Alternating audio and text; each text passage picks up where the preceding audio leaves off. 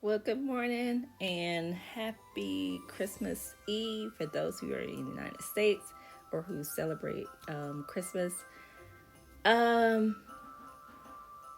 so, I'm coming a little later as far as my recording because things were popping off. So, as I said in the last video, it basically went bounced off of this fib at 78%. And I had set an alert that if it goes above this peak right here, if it goes above this peak right here, that I would go in and set a stop loss below this what do you call it below this low right here. And it didn't hit it, kept going. And then once it passed this 50%, then I moved my stop loss up, and now I have it up right up under this white trend line. If you look on the higher timeline, it is this trend line right here, which is a fib trend line from the 4-hour time frame. And next is to see how it reacts to this resistance right here in red, and how it reacts to this 38% fib from the 4-hour time frame. And once it can make it, if it can break through here, then I will move my stop loss up and see it probably do some type of a bouncing around above this resistance area. And then I will see if it becomes a support area. And just keep moving my fib up. Once it passes a certain point, then I'll set a price target at whatever I think it can go from the higher time frame, like from the 4-hour or the daily. I'm not going to say that because I don't want to influence anyone else's decisions as to where they think the price could go. But I'll say this.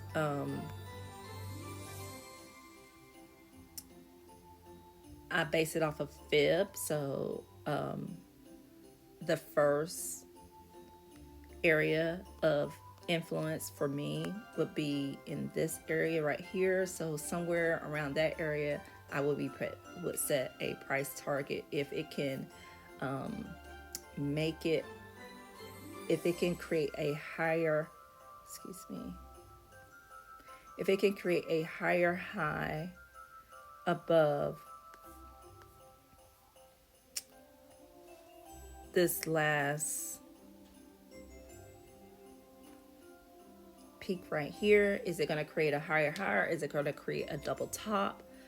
And if it can create a higher high, then I know to set my, once it passes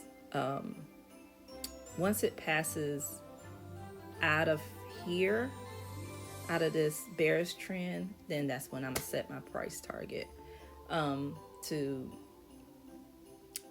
where I think is my next opportunity of growth.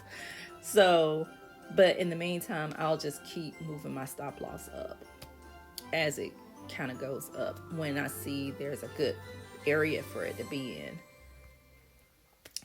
So, and that is pretty much it. If I were to go back to the 5-minute, now one of the things that is I'm also paying attention to is where you see I have drawn the fib trend lines. It started here. It hit this upper fib trend line, and it stayed along this one. Now it has dropped out of it.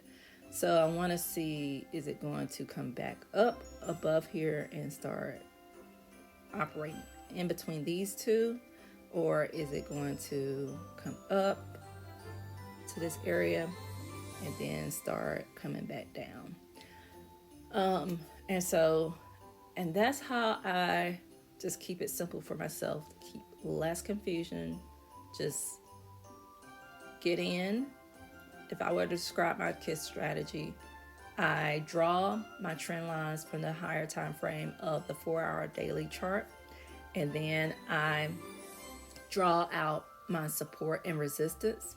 Then I go to the 5-minute chart and I draw out a and also on the 4-hour chart, I also draw out a minor fib. Then I go to the 5-minute chart and draw out another minor fib, and wait for a price to react to a demand area or support area that I've already drawn out, and never go in where there's resistance area, even if it's like it's going to pass through it. I always make sure that I'm only buying from a demand area. So like right now, where is that right now? That would not be an area, even though some people would feel like this is the time to get in because it's going up. But I know this is a resistance area.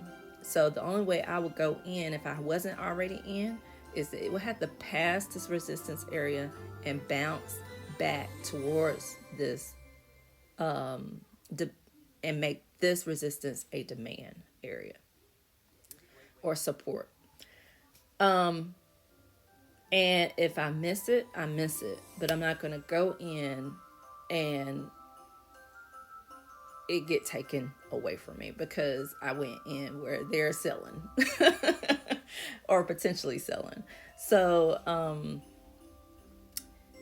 right now I have my stop loss set right below that trend line, and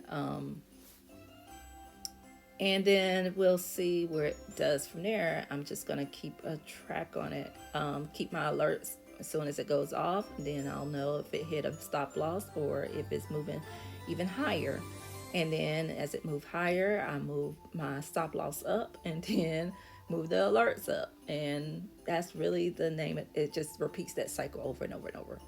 And that's it. I just like to keep it simple. I don't have a whole lot of stuff going on. And then the last thing is just clean my chart up. Now I haven't cleaned it up because I was doing this video, but after this video I will clean this up and remove like these trend lines down here below, and if I need to update my fibs, I'll update my fibs, but I'll do the whole process all over again. Do trends and fibs off of the 4-hour and 5-minute charts, and then wait for price to go to a demand area to buy, to resistance area to sell. That's it. Just keep it that simple. And watch for patterns. Probably is the last thing. If it's a double top or if it's a head and shoulders, then I know it's going down. And that's especially on the higher time frames. If it is, that is a confirmation of it is reversing.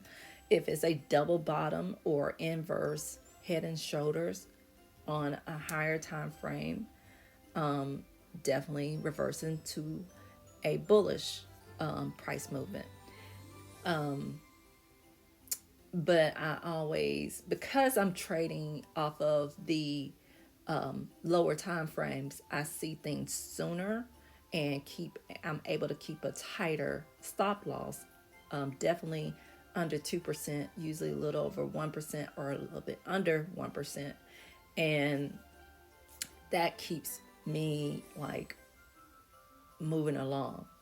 And that's why I like trading Bitcoin, because it is a long-term asset for me, but but it's also something I can trade, and I've learned the patterns of the chart, and I can use leverage off of those trades and then add more to my assets.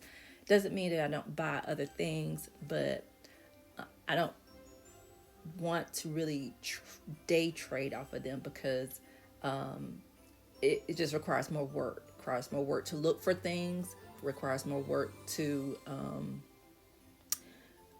chart all these charts and create a bunch of alerts and find what's the next big thing, and versus just day trading one thing and keeping it simple, keeping a steady routine. I know my body has gotten in a rhythm of it, and then if I see other opportunities to buy something that I see that is potential really great opportunity of a 10x or whatever, then yes, I can do a small short term investment in that, but that would not be my day trading ordeal. So that's why I say keep it simple. Keep it simple with your setups. Keep it simple with what you're trading. If you are day trading, stick to one or two things at the most. I stick to just one, but and keep it simple as to entries and exits. Just keep it simple. It leads to less confusion and bigger profits. Best believe. Like right now, it's going up, right?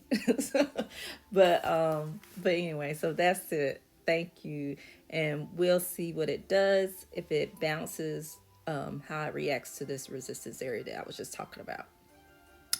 How it reacts to this resistance area lets me know if it's going to continue going up, if it's a continuation, or is it reversing. So, but that's it. Thank you, and have a happy holidays.